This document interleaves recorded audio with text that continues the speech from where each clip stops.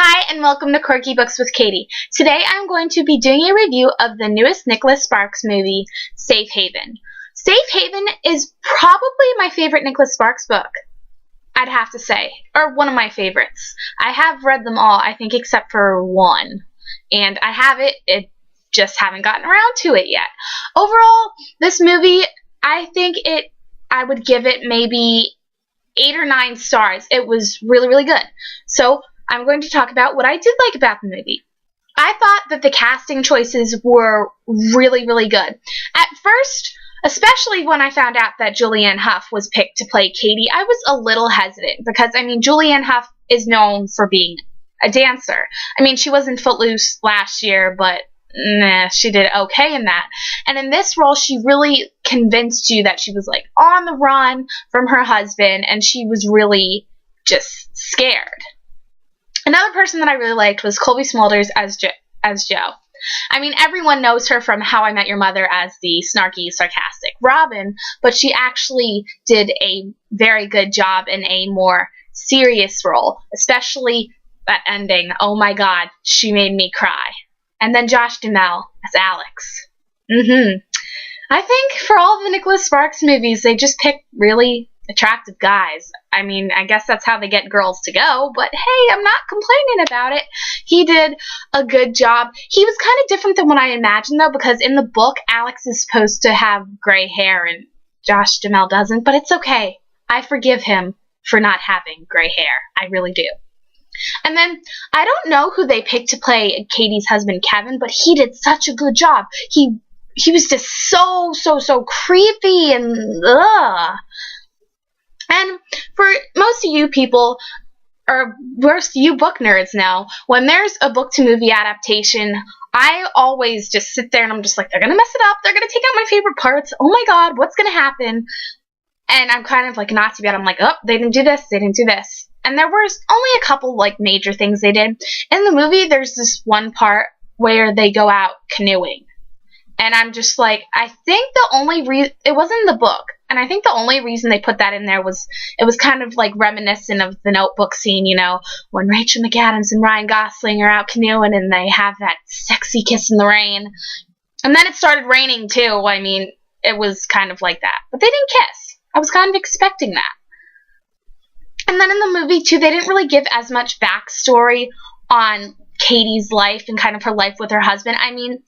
Most of the movie, it has flashbacks. She's currently in Southport with Alex, but she'll flash back to her husband, and it's kind of just him looking for her.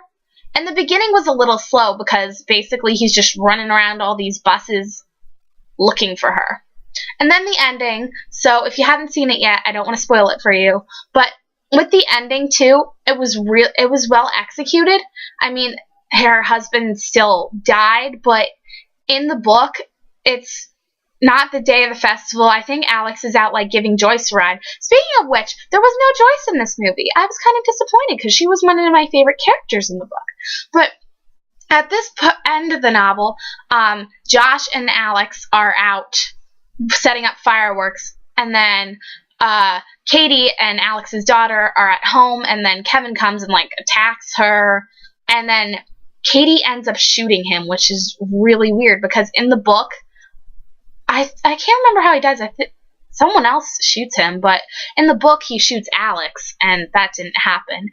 But the best part of this movie was definitely the ending. I almost started crying in the theater, which was good because I went to, smart me, I went to the afternoon show when no one else goes. Usually I go on a Friday or Saturday night. Bad idea. It's just all those annoying couples just making out, holding hands, and they're like, I love you so much. Yeah, I don't want to deal with that.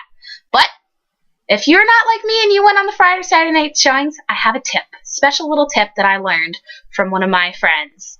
What you do, you have some popcorn, and they're really just going at it in front of you. You pick out the popcorn, you just start throwing it at them. Little pieces at a time. And then they'll get up, look around, then after a while, they'll stop. They will stop after a while. But, I'm getting really off track here. But, yeah, the ending was so cute because basically you find out that Katie's friend Jo was really like the ghost of Alex's wife, and she leaves Katie this letter saying to take care of them, and oh my god, it was so sad. I started crying. What is it with Nicholas Sparks and letters? Another question that you guys may be asking is, how is this different from any other Nicholas Sparks movie? You know, two people see each other, and then they kind of talk, and then they fall in love, and something happens, but oh no, it's a happy ending.